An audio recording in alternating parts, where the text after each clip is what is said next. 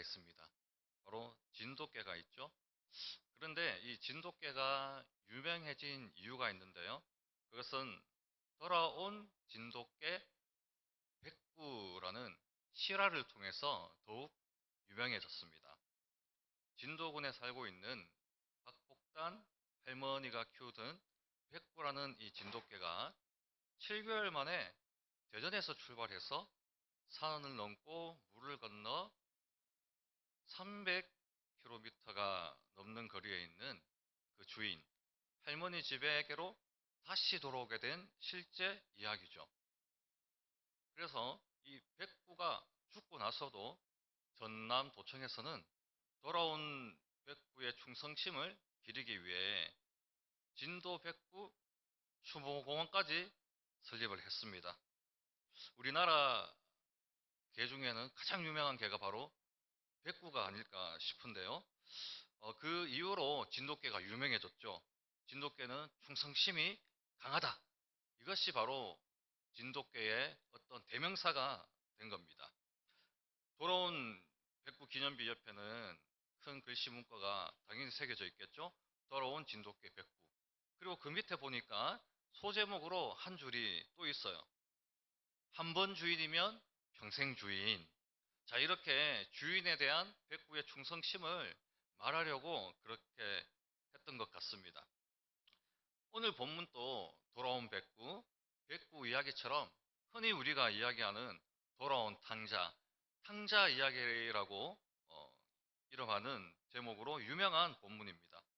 자, 탕자 이야기는 실제 이야기가 아닙니다. 비유입니다, 비유. 근데 비유인데 천국 비유예요.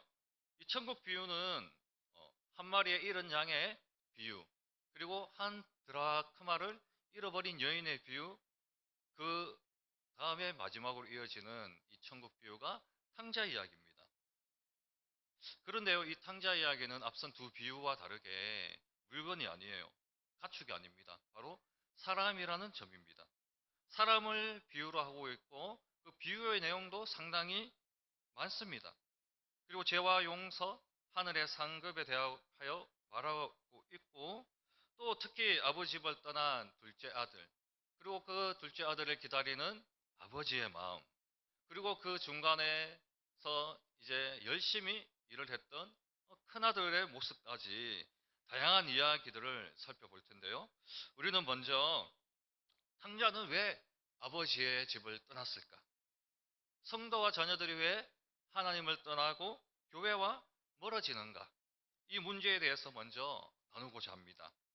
12절을 보시면 작은 아들이 있죠. 이 작은 아들은 아버지가 죽을 기한이 아직 멀었음에도 불구하고 무엇을 요구합니까?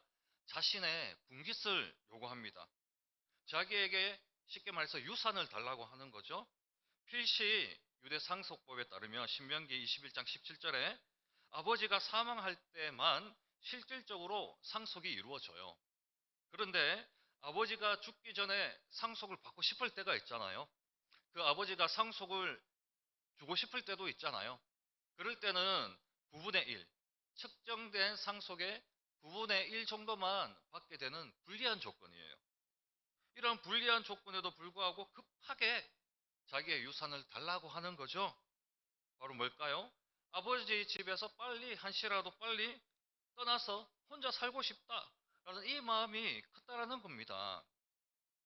그런데 아버지 집을 떠나고자 했던 이 마음과 목적이 하나님 앞에 의로웠을까요? 아닙니다. 불순했다라는 겁니다. 본문 13절에 잘 나타나 있습니다. 13절 보시면은 자신의 분깃을 받은 아들은 몇 달 며칠이 안 되어 먼 이방 나라에서 그 재산을 허랑방탕하게 낭비하였습니다. 여기서 허랑방탕하게라는 말은 에베소서, 디도서, 베드로전서에도 나와요. 술 취하는 그러한 행동, 그리고 유흥과 관련 있는 그러한 말이에요.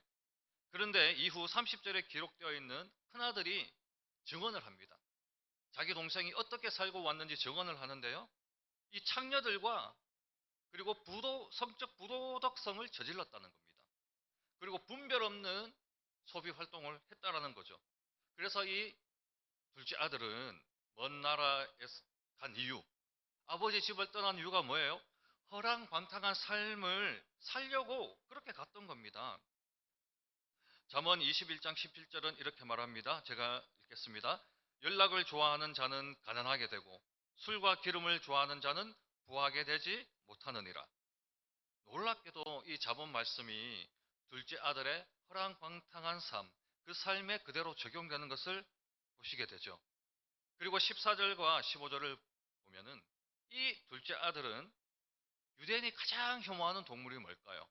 여러 가지가 있겠지만 그 중에서도 돼지입니다. 돼지를 가장 혐오해요. 제가 아는 어떠한 교회는 돼지고기를 아예 먹지를 않더라고요. 돼지고기를 먹지를 않고 소고기만 먹는 그런 교회도 있더라고요. 포도주는 또 마시더라고요. 술은 또 왜 먹는지. 어쨌든 이 유대인이 가장 싫어하는 것은 돼지예요. 돼지. 그런데 가장 유대인이 싫어하는 혐오하는 이 돼지를 치는 일을 하게 됩니다. 그리고 돼지가 먹는 지엄나무 열매를 먹으면서 그 허기를 때우게 되죠. 허기를 달랩니다.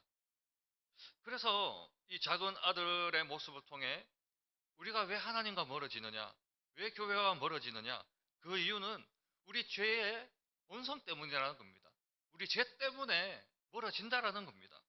다시 말해 우리가 교회로 다시 돌아와야 될 이유가 뭐겠습니까? 왜 하나님께로 돌아가야겠습니까? 더 이상 세상에서 죄 짓지 않기 위해서, 우리의 죄의 본성을 교회에서 하나님 앞에서 누르고 절제하고 인내하고 참기 위해서 와야 된다는 겁니다. 자녀들이 너무 먼 시간 동안 하나님과 떨어져 있고 또 성도들이 너무 먼 시간 교회와 떨어져 있으면 하나님 은혜 안에서 충만하게 살까요? 아니라는 거예요. 이 작은 아들의 이 모습처럼, 둘째 아들의 이 모습처럼 결국엔 교회와 하나님을 떠나면 죄의 본성이 드러납니다. 그래서 죄를 지을 수밖에 없고 그야말로 궁핍한 가운데 던져지는 것을 보게 된다는 겁니다. 명확하게 창세기에서 확인할 수 있듯이 아담과 하와가 왜 하나님과 멀어졌습니까? 그 이유는 선악과를 따먹은 불순종. 왜 선악과를 따먹었죠? 탐욕과 욕망에 의해서 따먹게 된 겁니다. 그러므로 우리 안에 있는 욕망과 죄의 유혹을 다스리고 물러치지 않으면 우리는 얼마든지 이 죄의 본성으로 하나님과 멀어질 수 있고 교회와 멀어질 수 있다는 거예요. 그 순간은 즐겁고 행복하겠죠. 재미는 있겠죠. 그러나 재미와 기쁨은 다른 겁니다. 재미는 내가 좋은 것을 하는 거고 기쁨은 하나님이 주시는 그 기쁨을 누리는 거예요. 머지않아 하나님과 교회를 떠나면 그 결과는 분명합니다. 성도는 영적으로 하나님과 멀어지게 되고 도덕적으로, 사회적으로, 그리고 경제적으로도 궁핍하게 된다는 겁니다. 때로는 정당한 이유에서 잠시 교회와 멀어질 수는 있죠. 정당한 이유가 있죠. 학업 때문에, 어쩌면 이제 멀리 있는 부모님의 병간호 때문에 잠깐 교회와 멀어질 수 있으나 하나님과 멀어지고 교회와 멀어지는 대부분의 경우는 이 탕자와 같이 우리의 몸과 마음을 육신의 정욕, 안목의 정욕, 이생의 자랑에 넘겨주기 때문이라는 거예요. 그렇다면 지금부터는 뭐가 중요할까요? 하나님과 교회와 멀어지게 되면 돌아오는 게 중요하잖아요. 돌아오는 게. 멀어졌는데 불보듯 구경만 할 수 없어요. 하나님과 멀어지고 교회와 멀어지면 어떻게 돌아올 수 있는가? 이 문제예요. 이 문제. 여러분 오늘 유심히 볼 거는 이 문제의 이 질문의 답으로 이 막내 아들이 궁핍하게 된 결정적인 이유가 무엇이냐 하는 겁니다. 생각해 볼까요? 그가 창녀들과 먹고 마시며 허랑방탕하게 자신의 삶을, 자신의 재산을, 아버지의 유산을 낭비했습니다. 그러나 돈이 다 떨어지면 어떻게 하죠? 일을 하면 돼요. 돈이 떨어지면 지금의 아르바이트를 하든지 아니면 평범한 직장에 들어가서 일을 하면 되는 거죠. 그것이 상식입니다. 어떻게든 돈을 벌면 됩니다. 그런데 이 둘째 아들이 있는 곳에 어떠한 일이 일어났습니까? 14절 제가 읽습니다. 다 없앤 후 그 나라에 크게 흉년이 들어 그가 비로소 궁핍한지라. 보세요.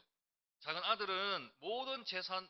아들이 모든 재산을 허비하고 있는 동안 그곳에 어떤 일이 있었습니까? 흉년이 들었습니다. 근데 그 흉년이 큰 흉년이에요. 큰 흉년. 큰 흉년은 불가항력적으로 그 백성들이 감당할 수 없는 흉년을 이야기합니다. 모든 사람들이 먹을 것이 없어요.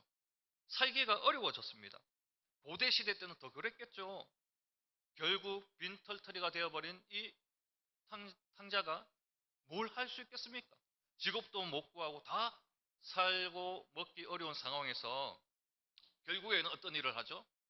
유대인이 가장 싫어하는 돼지를 치며 그 지업 열매를 먹는 그런 상황 가운데 가게 된 이유, 그것이 바로 탕자가 원해서가 아니라, 이 둘째 아들이 원해서가 아니라 뭐 때문에요?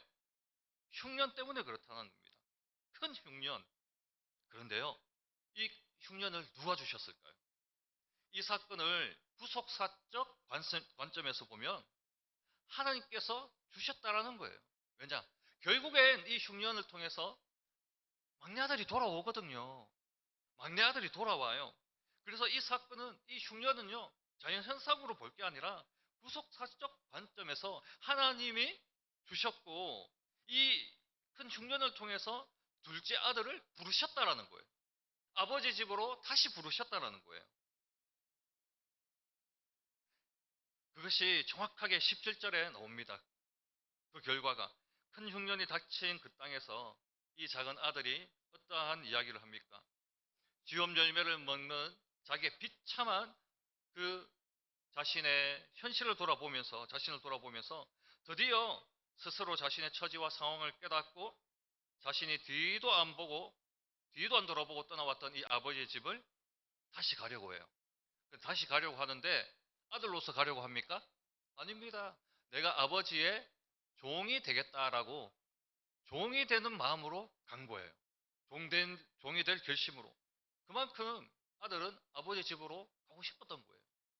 내가 진짜 아들이지만 종으로서라도 나는 아버지 집에 가고 싶다. 이런 마음이 들었어요. 왜요? 흉년 때문에. 근데 그 흉년이 뭡니까? 하나님의 부르심이라는 겁니다. 이와 비슷한 처지에 있던 성경 인물이 있죠. 바로 룻기에 등장하는 나오미입니다. 이 나오미는 자기 고향 베들레헴을 떠납니다. 왜 떠나나요?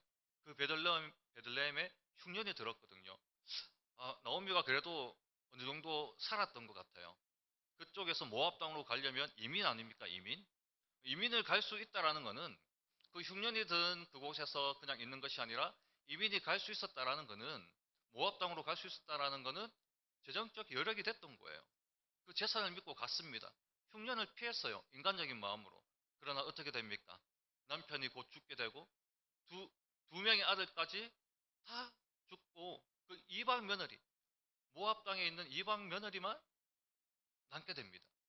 그런 상황에서 베들레헴의 소식이 들립니다. 흉년이 그쳤다. 누가 그치게 해주셨을까요? 하나님이 그치게 해주신 거예요. 하나님이 그치게 해주셨으니까 노미가 어떻게 합니까? 마음을 돌이켜 고향으로 가잖아요. 자, 이렇게 하나님의 불가항력적 사건을 왜 일어나느냐? 우리 자녀들에게, 우리 성도들에게 그것은 하나님이 부르시는 거죠. 그러니 죄인이 부르시는 분은 부모님이 될 수도 있죠. 또 우리 담임 목사님이 될 수도 있고, 또 그 담당 교역자가 될 수도 있고, 또 여러 사람들이 있을 수도 있죠. 그러나 죄인을 부르는 것은, 그 능력 안에 그 죄인을 부르고 이 하나님의 이 교회에 앉힐 수 있는 것은 바로 오직 하나님뿐이라는 겁니다, 여러분. 하나님 부르셔야, 하나님이 끌어주셔야 교회에 올 수 있고 하나님께 되돌아올 수 있다라는 겁니다. 그러므로 우리가 교회로 돌아가야 될 두 번째 이유가 뭡니까? 하나님이 우리를 돌아오게 하시기 때문에 안 돌아올 이유가 없는 거예요. 마음만 다잡고 하나님을 발견하면 우리가 다시 얼마든지 성도들이, 우리의 자녀들이 교회로, 하나님 품으로 돌아올 수 있다라는 겁니다. 왜? 하나님이 죄인을 부르시기 때문에, 우리를 다시 돌아오게 하시기 때문에, 그러한 역사들을 일으켜 주시기 때문입니다. 그래서 우리가 비록 하나님과 교회와 멀어질지라도 그 부르심에 응답해야 됩니다. 부르시는 하나님께로 돌아가면 언제나 기뻐 반기시는 하나님 아버지를 만나게 돼요. 그래서 너무 오랜 기간 교회와 하나님과 떨어져 있으면 안 됩니다. 우리 자녀들이 너무 긴 시간 교회에 오지 않고 하나님과 떨어져 있다. 심각하게 받아들여야 됩니다. 여러분, 바벨론 포로 중에 여러분 그 3차 포로 이후에 그리고 이제 고레스 칙령으로 통해서 이스라엘 백성들이 다시금 남유다로 올 수 있게 되었습니다. 그런데 내려온 이스라엘 백성들이 남유다 백성들이 얼마 안 되죠? 얼마 안 됩니다. 그건 20%밖에 안 돼요. 왜 남았을 거예요, 그 사람들이? 바벨론이 좋거든요. 지금으로 따지면 미국, 강대국이거든요. 그런데 다시 돌아오잖아요. 다시 돌아온다니까요. 일부만 돌아와요. 그 중에 기브온 민족도 있습니다. 기브온 민족은 종이에요. 그런데 바벨론으로 갔어요. 바벨론에서 있으면 다 포로니까 종의 신분이 벗어나는 거예요. 그런데 레위 지파와 함께 돌아오죠. 왜 돌아옵니까? 하나님이 부르신다는 걸 알고 계시기 있기 때문에 다시 돌아오는 겁니다. 그래서 성전을 재건합니다. 스룹바벨 성전을 재건합니다. 그런데 생각해 보세요. 그 자리에 남아있는 이스라엘 백성들, 남유다 백성들 어떻게 되었을까요? 다시 고향으로 돌아오지 않는, 아버지 집으로 돌아오지 않은, 성전으로 돌아오지 않은 그 80% 이상의 이스라엘 백성들 어떻게 되었을까요? 바벨론이, 페르시아가 멸망할 때 같이 멸망했습니다. 이름도 없이 성경에 어디 이름 있습니까? 없어요. 성경에 기록되어 있습니까? 없습니다. 돌아온 자들만 성경에 기록되어 있어요.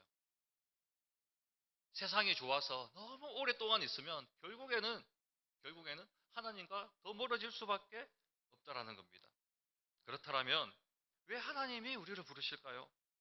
하나님과 교회와 멀어진 자들을 그냥 두시면 될 것을 왜 굳이 찾고 부르실까요?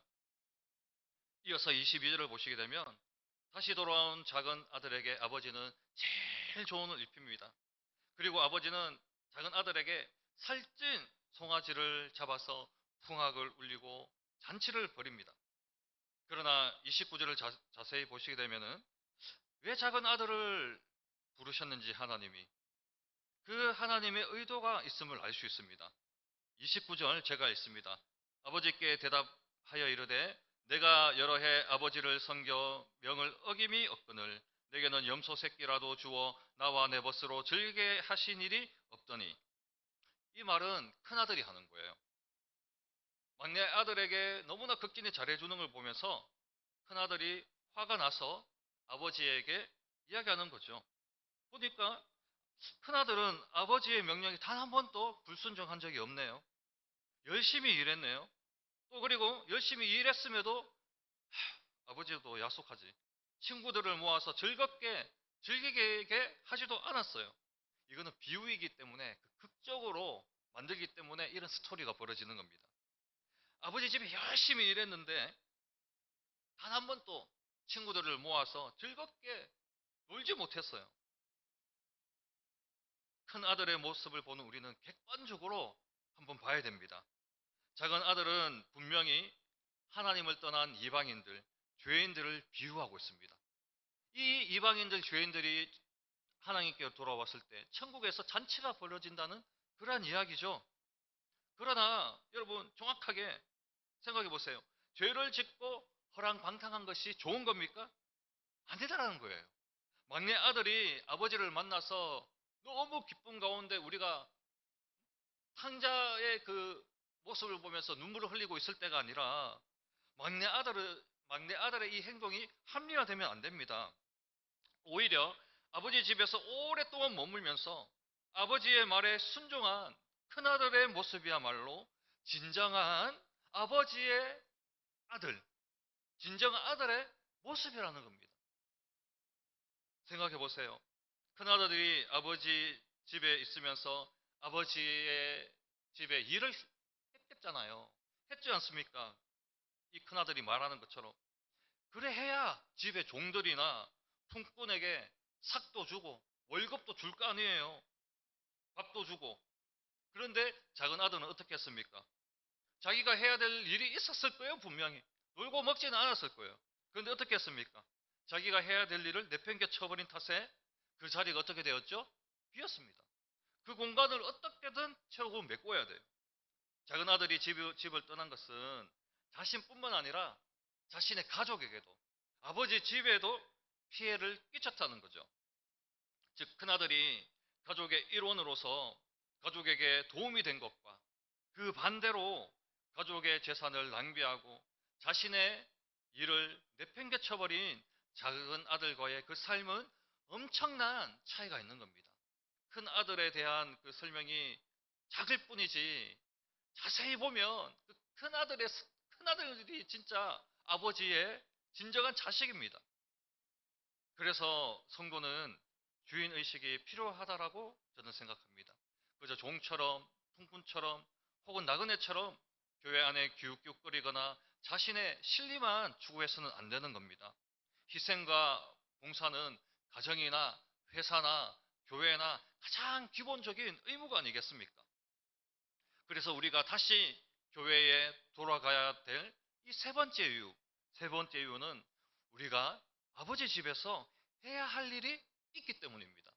그냥 우리가 이 교회에 있는 것이 아니라 그냥 우리가 하나님을 믿고 우리 개인적인 삶을 위해서 있는 거는 그 종교죠. 그거는 개인의 삶을 위해서 그렇게 살아가고 신께 의지하는 그건 종교입니다, 종교. 그런데 우리 이 기독교는 다르다는 거예요. 이 교회가 왜 있습니까? 아버지 집에 일이 있기 때문에 우리가 이곳에 머물러 있는 겁니다. 그 세 번째 이유 잘 기억하십시오. 본문의 이 큰아들이 아버지의 일을 하는 것이 쉽지 않은 것처럼 교회 일도요, 만만치 않습니다. 불만, 불평이 터져 나올 때도 있어요. 봉사하기 싫을 때도 있겠죠. 그런데 이 본문의 아들은 주인의식이 있었습니다. 힘들고 어려워도 종처럼 되지 않겠다. 품꾼처럼 되지 않겠다. 품꾼은 뭐 일하다가 싫으면 그냥 그만두면 돼요. 일해도 되고 안 해도 돼요. 그런데 이 자식은 해야 돼요. 끝까지 아버지 옆에서 아버지의 일을 해야 된단 말입니다. 주인의식이라는 겁니다, 그게. 그래서 큰아들은 자신의 실리를 추구한 것이 아니었습니다. 상황 논리로 이랬다 저랬다 하지 않았어요.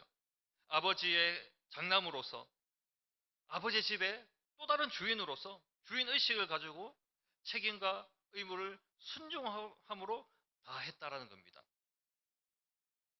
끝으로 아버지 집의 진정한 자녀들이 어떤 축복을 받는지 말씀드리고 마칠까 합니다. 본문 31절 보십시오. 제가 읽겠습니다. 아버지가 이르되 예 너는 항상 나와 함께 있으니 내 것이 다 내 것이로되. 자 보시면은 큰아들이 아버지와 항상 함께 있으니까 큰아들의 상급이 어떻게 됩니까? 아버지의 모든 것이 큰아들 소유예요. 사랑하는 성도 여러분, 막내 아들은요, 집을 떠났습니다. 집을 떠났는데 어떻게 떠났습니까? 자기 분깃을 다 받아가지고 떠났습니다. 근데 자기 분깃을 주식에 투자해가지고 뭐 돈을 벌었나요? 아닙니다. 허랑방탕하게 다 허비해 버렸잖아요. 그래서 돈이 없는 겁니다. 분깃이 없는 겁니다. 재산이 없는 겁니다. 결국 이 둘째 아들은 아버지 집에 가더라도요, 가락지하고 옷, 송아지 정도는 이렇게 공급이 되지만 분깃이 없잖아요. 자신도 이제 어젓한 유대인의 남자 성인으로서 살아가야 되는데 분깃이 없잖아요. 분깃이 있으면 어떤 일인들 할 수 있는데 이제 분깃이 남아있지 않아요. 다 써버렸습니다. 결국엔 아버지 집에서 일을 하면서 자기가 벌어서 이후의 삶을 살아가야 됩니다. 그러나 큰아들은 달랐습니다. 큰아들은 자신의 욕심에 자기를 던지지 않았습니다. 자신의 동생처럼 자신의 몸과 마음을 육신의 정욕, 안목의 정욕, 이생의 자랑에 넘겨주지 않았습니다. 힘들고 어렵고 고단해도 참고 또 순종했다는 겁니다. 이런 큰아들에게 주어지는 상급을 보세요. 그 분기뿐만 아니라 큰아들은 아버지 집에서 항상 아버지와 함께 있었기 때문에 자신이 충성하고 순종한 덕분에 아버지 집에 있는 모든 것을 자신의 소유로 받게 되는 것을 보잖아요. 그래서 우리가 이 본문을 보고 천국의 비유로서는 우리가 기뻐할 수 있겠지만 이 탕자를 보고는요, 배울 점이 하나도 없습니다. 탕자를 보면서 교훈받을 점은 크게 없어요. 그런데 이 큰아들을 보니까 오랫동안 아버지 집에서 자신의 집이라는 이 주인의식을 가지고 충성한 덕분에 그렇게 큰 상급을 받는 것 우리가 보지 않습니까? 그러니 우리가 교회로 돌아가야 될 마지막 이유가 뭘까요? 바로 천국 상급이 있다라는 거예요. 그 천국 상급이 있는데 탕자와 같은 상급이 있고 탕자와 같은 조만한 이 상급이 있고 큰아들처럼 묵묵히 교회에 떠나지 않고 이름 없이 빚도 없이 주방에서 일을 하시든 뭘 하시든 눈에 뭐 차장을 뭐 인도하고 목사님처럼 앞에서 서는 자리가 아니라도 이름 없이 빚도 없이 묵묵히 충성하고 아버지 집 떠나지 않고 교회를 떠나지 않고 열심히 섬기고 봉사하신 분들에게는 큰아들처럼 그 천국 상급이 크다라는 겁니다. 사랑하는 성도 여러분, 교회 일들이 만만치 않고 힘들고 어려운 것은 당연하다라고 생각하면 어떨까요? 아버지 집에 있는 큰아들이 힘들었잖아요. 기쁘지 않았잖아요. 어려웠잖아요. 그런데 이만큼 우리가 뭐 어렵고 그렇진 않잖아요. 때로는 교회에 있으면 즐거운 일도 있고 한 번씩 이제 우리 행사나 이런 거 하면 이제 번호 뽑기 해가지고 상품도 주시고 그 즐거움 크지 않습니까? 좋은 것도 받고 그런 소소한 즐거움이 있잖아요. 그런데 당연히 힘들다라고 생각하면 편하지 않을까 싶습니다. 이 사탄 마귀는 끊임없이 우리의 제약된 본성을 건드립니다. 교회와 멀어지도록 하죠. 그러나 우리는 이 모든 유혹에서 참고 견디고 아버지의 집, 즉 이 교회를 인동교회를 지켜야 합니다. 오늘 이 자리에 수십 년간 인동교회를 떠나지 않고 여러 곳에서 섬기시고 봉사하신 우리 장로님들 그리고 우리 권사님들 너무 사랑하고 감사합니다. 이런 귀한 분들이 계시기에 인동교회가 지금까지 유지된 거예요. 떠났어 봐요. 아버지 집이 무너지겠죠.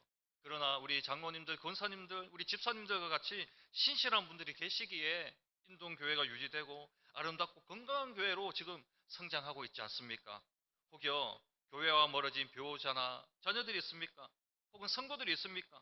하나님께서는 끝까지 찾고 부르신다라는 것을 잊지 마시고 언젠간 다시 돌아오게 하셔서 아버지 집에 거하게 할 거란 믿음으로 우리 다 같이 기도하면 좋겠습니다. 성도가 교회로 돌아올 이유 충분히 차고 넘칩니다.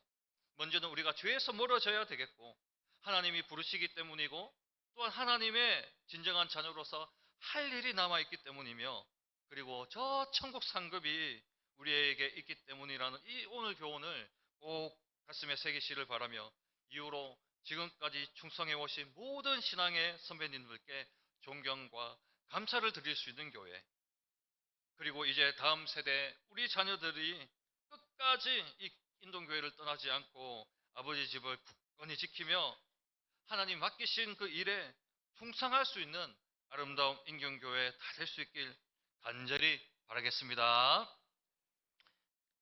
하나님 아버지 감사합니다. 우리의 제약된 본성을 따라 우리의 몸과 마음이 하나님과 멀어지고 교회와 멀어졌어도 택하신 자녀들을 다시 부르시고 돌아오게 하시니 감사를 드립니다. 지금까지 교회의 주인이 되지 못하고 품꾼처럼 나그네처럼 방황한 모습들이 있다면 용서해 주시고 늘 아버지 집에 진정한 자녀로서 충성하고 순종할 수 있도록 축복하여 주옵소서. 예수님의 이름으로 기도합니다. 아멘.